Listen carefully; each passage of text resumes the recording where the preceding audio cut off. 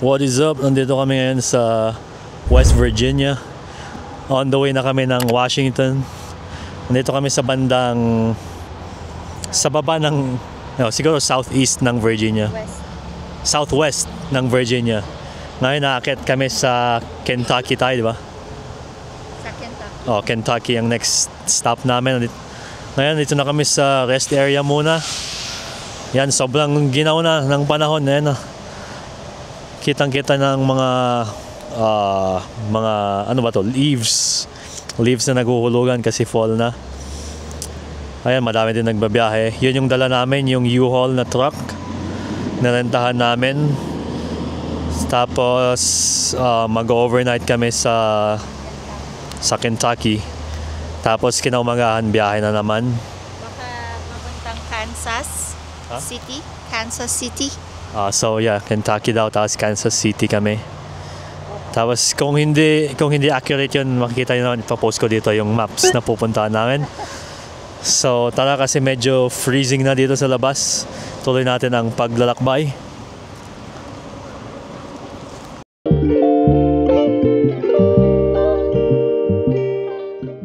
So what is up? Ito pala, bigyan lang namin kayo ng backstory o if i-fill in namin kayo. Ito ang day 1 namin sa North Carolina to Washington. Umalis kami kanina sa bahay, doon sa apartment namin, mga alas 9, di ba? Tapos, yun, meron pa kaming 4 hours para makarating sa hotel na tutuluyan namin. In total, 8 hours yung drive namin from sa apartment to dito sa hotel na pupuntahan namin. Siguro mag-stop muna kami sa isa pang gas station kasi above half itong gas tank namin, para sigurado lang. Although meron naman na kaming emergency na gas gallon doon sa likod sa cargo, pero mas mabuti na yung safe para hindi kami maubusan dito sa daan ng gasolina. Mahirap na din pag maabutan tayo ng gabi sa daan. Kanina nung paalis namin dun sa apartment, parang wala akong nararamdaman. Feeling ko babalik pa kami doon. Pero kanina nung nalagpasan na namin yung state namin, parang dun ko lang na-realize na ay, oo pala, hindi na pala tayo babalik dun. Malayo na. Tapos parang nami-miss ko lang na yung apartment na yon kasi 4 years kami nagstay doon. Tapos yun, bagong journey na naman kami.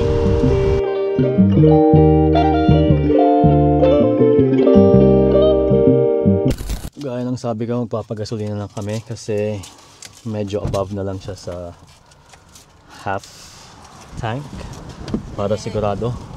Sana din na tayo tumigil mamaya sa gasolinahan para sakto. Nandito na tayo, nadaanan naman na natin since on the way naman.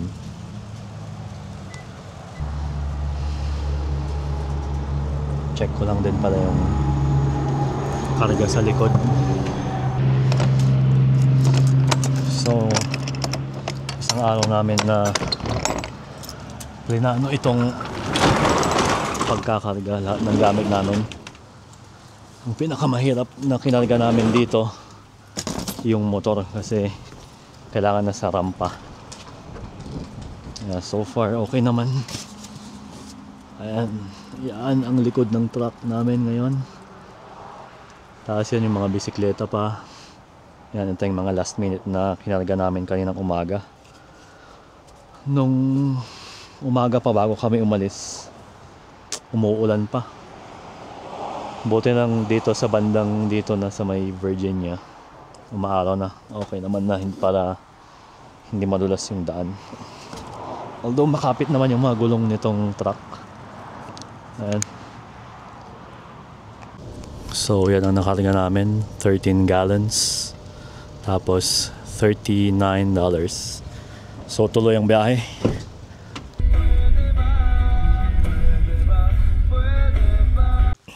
And boom, nandito na kami sa hotel. After ilang hours yun, B? 9, sabi mo. Ay, hindi ah. Oo, 9. Hindi, nung sa stop natin kanina. nung sa unang stop natin kanina sa ano, yung sa Virginia. Siguro mga 4 hours dito, no? 4 hours na drive dong after dun sa Virginia. And yeah, nakarating na kami dito sa Kentucky. Nandito na kami sa Kentucky State. Naka-check-in kami sa Hampton na hotel. Mag-stay lang kami dito. Tapos kinaumagahan, banat na naman. Nakapag-dinner na kami, nagbaon kami ng adobo para madaling makain. And tsaka may pillows para sa dessert. So it's only right na may ano ba to? Hotel room tour. Siyempre, yung front door. Ayan ito ang CR. Ayan, may shower. May toilet, sink. Tapos dito, siyempre may salamin. Tapos ang kama. Tapos meron tayong couch. Andiyan yung aso namin, pagod din sa biyahe. So yeah, that concludes day 1 sa 4 to 5 days na journey namin papunta ng Washington. So maliligo na kami para makapagpahinga din, para maaga na naman kaming babakbak bukas. So kita-kits na lang bukas. Good morning. Alas 6 na. Refreshing. Nakatulog kami. Kaya nagising ako kaninang mga alas 3. Medyo masakit pa yung ulo ko dahil siguro dehydrated. Kaya uminom ako ng tubig. So baba muna kami sa lobby para mag-breakfast. Para makalarga na din tayo ng maaga para makadami tayo ng miles ngayon. So official day 2 ngayon pala ng travel. So tara.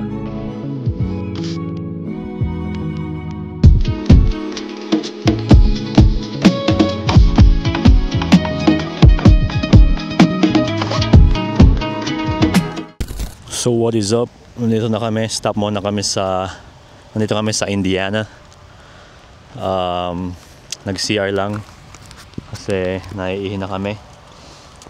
So yeah, ang panahon nga ngayon, maulan pa rin. Simula nung umpisa nung umaga, kaninang umaga, hanggang dito sa pagdating umuulan. Hindi tumigil ang ulan. So ngayon, nagpapahinga lang kami saglit, mag-CR, tapos hanap na kami ng spot na pwede namin pag-lunchan. Maginaw ba? Maginaw? So yeah, tuloy ulit ang biyahe. So sana sa paglagpas namin dito, sana wala na yung ulan, pero I doubt kasi parang buong week na yata nauulan, pero we'll see. Sa ibang seating mapupunta namin or state. Merienda muna pala kami dito sa loob ng sasakyan kasi may isa pang oras. Ano na pala dito, behind na ng 1 oras dito sa Indiana. Kasi nasa Central Standard Time na kami. So, yeah, magmerenda muna kami. And then, tuloy ang bakbakan. So, andito muna kami sa spot kung saan kami kukuha ng lunch. Dito sa... ano bang tawag dito? El Ranchero yata. We'll see. Yan natin kung ano yung pangalan. Hindi ko sure. Yan, medyo maulan pa rin. Ha? Check daw natin yung ano, puwet niya, baka may naupuan siya. So far, wala naman. So, baka nakatae. So, ano nang pangalan to? El Ranchero. El Ranchero. Tapos kukuha na din kami ng parang merienda mamaya sa daan para less na yung stops, yung gasolina na lang ulit siguro mamaya. Hirap ng ganito, guys. Pero pag kasama mo ang mahal mo, walang mahirap. Yeah, pero okay naman yung biyahe so far. Ito, El Rancherito pala.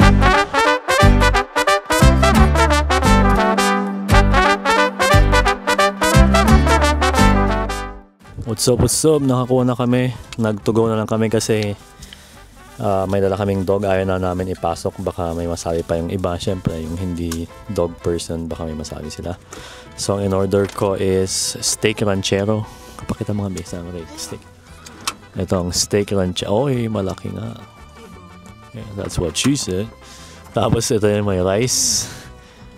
Ito ang kinuha ni Bane. Salad. Gulay. Ano yan? Kailangan kong maggulay. Kaya kasi, ng kolesterol. oo, kaya staying healthy. Saka, mabait naman yung crew nila doon. At napatunayan ko na talaga na mukha akong Hispanic dahil lagi akong kinakausap ng Hispanic. Wala, nasabi ko lang. Kasi lagi nila akong pinagkakamalan na Hispanic. So, kain muna tayo dito. Sakto, pahinga na din habang kumakain. Pati yung aso namin, binigyan na ni Bani ng chips. Masarap ba yung yung salad nila? Oo. So, yan, kain muna tayo.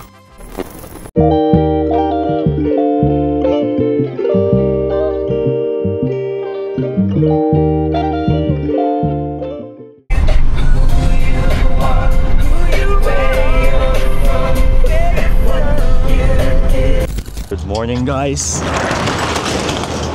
It's official, day 3 on the road. Yeah. On the road again.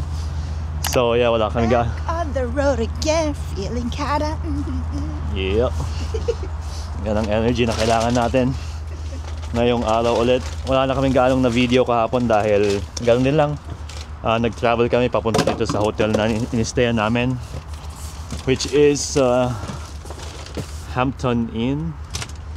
Yan ang mga pinag-stayan namin so far sa mga trips na ginawa namin ngayon. So ngayon nag-load na tayo ng mga bagahe dahil saan na ba ang next na stop natin? Sa Nebraska na kami. So nandito pala tayo ngayon sa saan na ba to? Kansas City. Dito sa Kansas City, Missouri.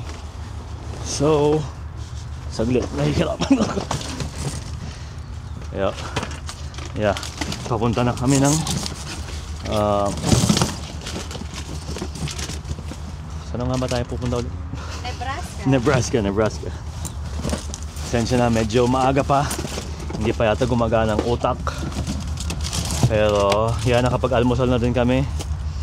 Ready to hit the road. Nag-aayos lang kami ng mga gamit ngayon. Nagtataka kayo bakit paulit-ulit yung suot ko? Hindi paulit-ulit. Nagbibisa ako ng t-shirt sa loob at saka syempre underwear at saka medyas para alam mo yun, iwas para menos sa pag-empake. Pero may mga damit ako na naka-empake. Tsaka yung aso namin, ganun pa din yung suot niya. Hindi nagbibihis. Naliligo lang.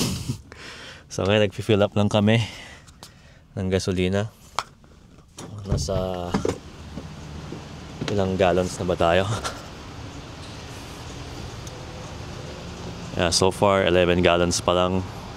Siguro mga nasa 20 siguro itong makakarga natin. Yeah. Medyo maaraw ngayon pero malamig pa rin. Pero regardless, maganda pa rin ang araw kasi hindi umuulan. Yun ang importante. Kahapon grabe yung mga hangin. Talagang mayaramdaman mo sa freeway, yumuyog yung sasakyan na gano'n. Pero na pull through naman natin yun. Kayang-kaya.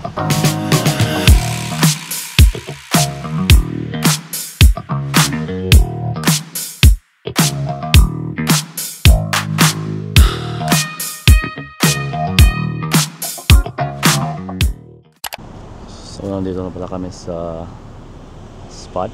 Hindi namin alam food truck pala ito. Pero sakto lang. At least may outside na seating sila. Pwede kami kumain dito. And pumarada muna kami dyan.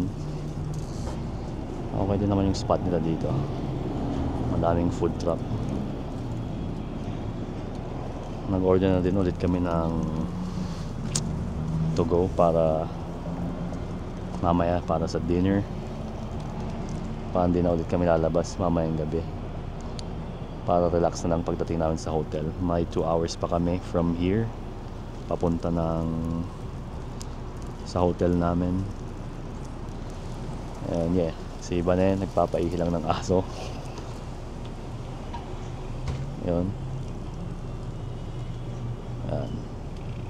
para makapaglakad-lakad din yung aso kasi nabobore na yata sa sasakyan. So kuha muna ako ng tubig namin sa sasakyan para hindi na tayo bumili.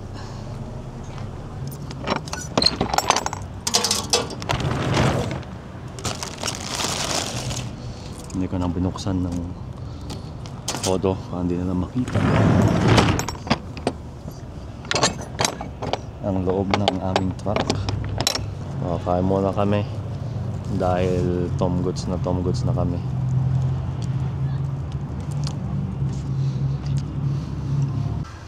After natin kumain, karga muna tayo ng gasolina ulit para hindi tayo mabitin ng gas. At ilinisan ko muna yung windshield dahil madami na akong mga napatay na mga langaw o kung anong mga insekto yan.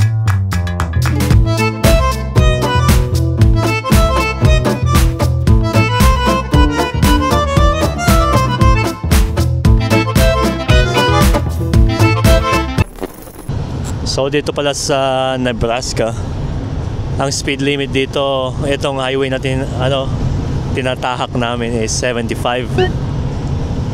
Ito yung parang first time kong makita ng speed limit na mataas talaga, itong 75. So far yun palang nakita namin. Ewan ko kung baka may mas mabilis pang speed limit dito.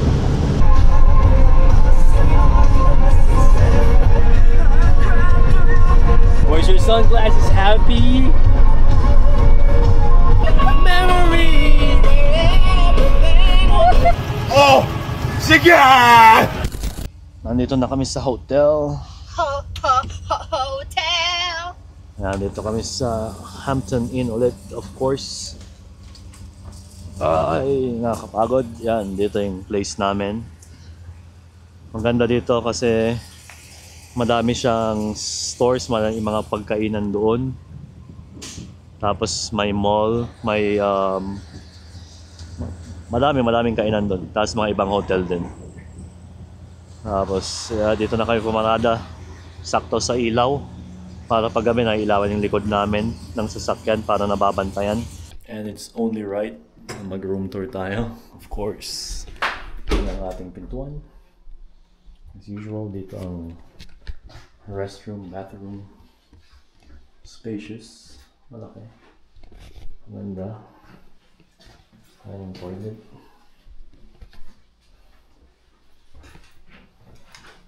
Tapos may hanger or rack. Tapos ito sa salamin is closet. Okay. Ayos. At ito ang kama namin. Malaki-laki. Kasi in-upgrade nila kami kasi yung room na na-reserve namin hindi pa daw ready. Kaya in-upgrade kami ng suite with no additional payments or additional fees. So why not, diba?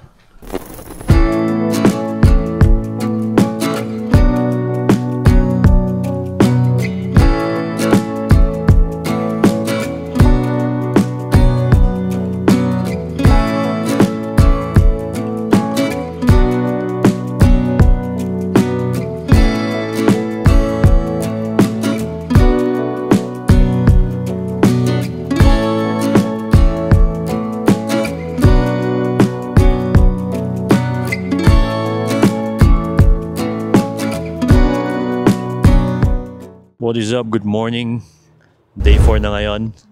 So nandito na kami sa road. 2 hours away na kung saan kami nagstay kagabi. And from here, may 5 hours pa kami sa next destination namin. And today nandito kami sa Wyoming. Maganda nga yung lugar dito, iba yung vibe. Para kang nasa nature.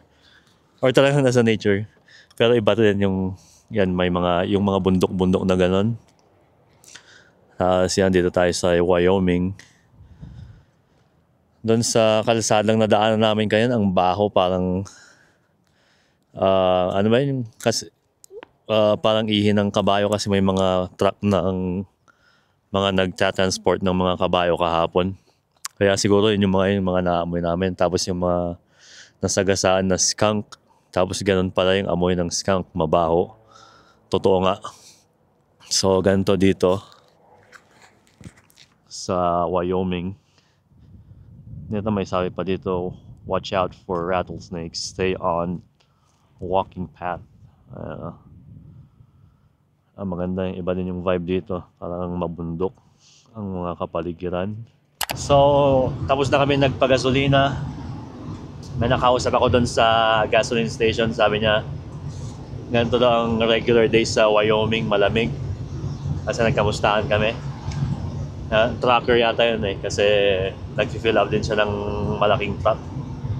Tapos yan, discover nga namin na dito ay ang speed limit nila is 80 miles per hour. Kaya pwede tayong magbilis-bilis dito, pero syempre hinay-hinay lang. Nasa safe side pa rin tayo. Yeah, pero mabilis na yun yung 80. At saka delikado din pag masyado kang mabilis, tapos mabigat yung karga mo. Dapat nasa safe ka lang para kung pag may sudden stop, dapat makakapreno ka kaagad. Kasi mahirap pag mabigat ang karga mo eh. So yan ngayon, enjoy namin ng 5 hours drive. Tapos titingin na lang, gaya ng sabi ko, titingin na lang kami ng mga kainan dyan along the way kasi maaga pa naman. Time check, 10:39 ng umaga. Umalis kami ng hotel mga 8:30. Mga ganun. So yeah, ganito ang Wyoming. Malaking field. So far, sa nadadaanan namin, parang ganun. Parang countryside talaga. Dito sa dinadaanan namin. Kita-kits lang tayo sa next rest stop or kung saan kami titigil. So second stop, nandito pa rin kami sa Wyoming. May lang kami, ang old school ng CR nila dito. Ayan, nag-snow na dito. Sobrang ginaw. Madami din nag-stop dito na sasakyan kanina kasi na-amaze sila. Tapos ito mayroong parang statue or head structure si Abraham Lincoln. Ang ganda yung view deck nila dito. Ang ginaw. Tapos nag-CR din kami kasi alam nyo naman pag umaga syempre pag kakakape tapos tubig.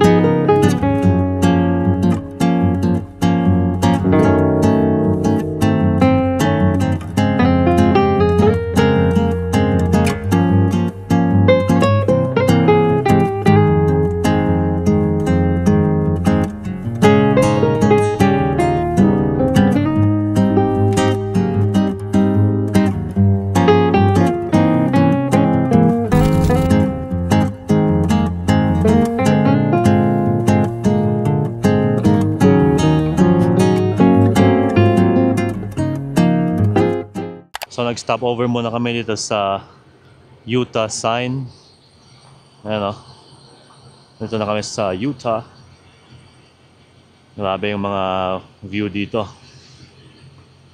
Hindi nyo makikitang ma-appreciate gaano pag nandito sa camera kasi action camera lang to eh. Siguro pag yung mas magandang camera mas ma-appreciate nyo. Pero maganda pa rin naman. Yan. Obi. Ganda. Yan, nakatain na din yung aso namin. Tumain na yung aso namin.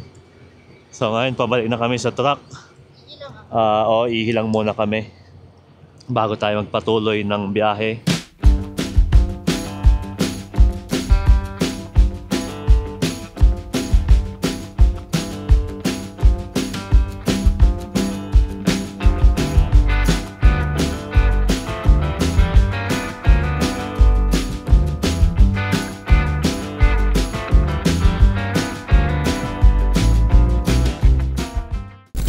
So what is up? Official day 6. Mag-check out na kami. As you can see, nandito na kami sa hotel. Good morning. Morning. So tara, mag-check out na tayo. So yeah, on the way kagabi dito. Hindi na kami gano'n nakapag-video dahil pagod na kami. Tapos nung papunta na kami dito, sobrang lakas ng ulan. Tapos ang dilim, tapos malakas yung hangin. Kaya nakakatakot. Kaya ay, nanahimik lang kami dito sa loob habang nagmamaneho dahil sobrang sketchy kagabi. O baka hindi na lang kami sanay sa ganong weather kasi ilang taon na din kaming wala dito sa Pacific Northwest. 4 na taon. Pero yeah, so far safely naman kami nakarating dito sa hotel kagabi. Sobrang ginaw ko din kagabi. Kaya yun, pagdating namin, yun, naligo kami, kumain na. Tapos yun, relax para ayos tayong babiyahe ngayon. So, pag-gas muna tayo. Siguro ito na yung last na fill up bago kami makarating doon kasi 278 miles doon. Kaya magkarga muna tayo. Mga nag-iiwan ng resibo. Hindi nila kinukuha. Diyan na lang. Sige!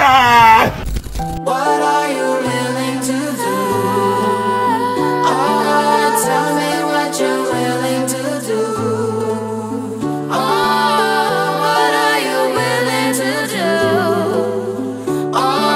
Tell me what you're willing to do. I've been waiting up all night.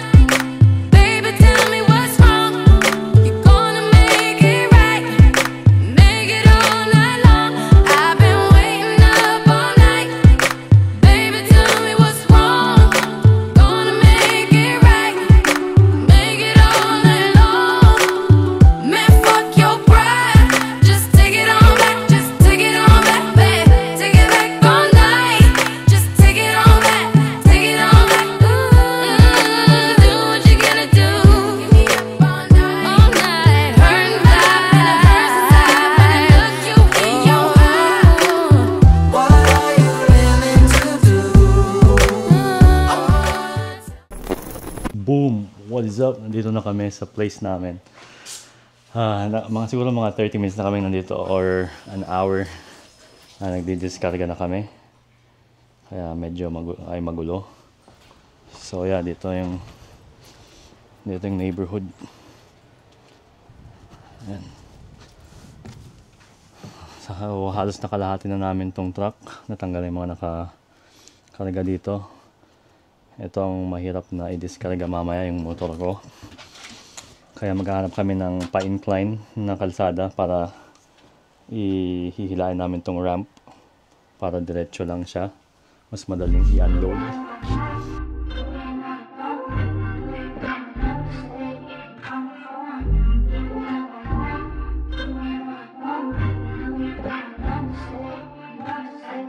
Ay, and I'm right back in the A. Smooth, I ain't leaving no trace. Rest on me, push out the chase. You got it. And yun, nakapag-discarga na kami. Nakuha na din namin yung truck namin, dineliver. Pinick up ko dyan sa bandang baba sa may IKEA. Mga 10 minutes away from here. And yeah, lumabas na kami. Jollibee. Yeah, nakapag-Jollibee na kami. Bukas, madami kaming gagawin kaya ipagpapatuloy namin yung pagbablog bukas. Pero kakat na namin yung vlog dito. Maraming salamat kung pinanood ninyo. Maraming salamat sa pagsuporta. Kahit walang gaano nanonood. Okay lang kasi para sa amin naman ito eh. Yeah, for documentation.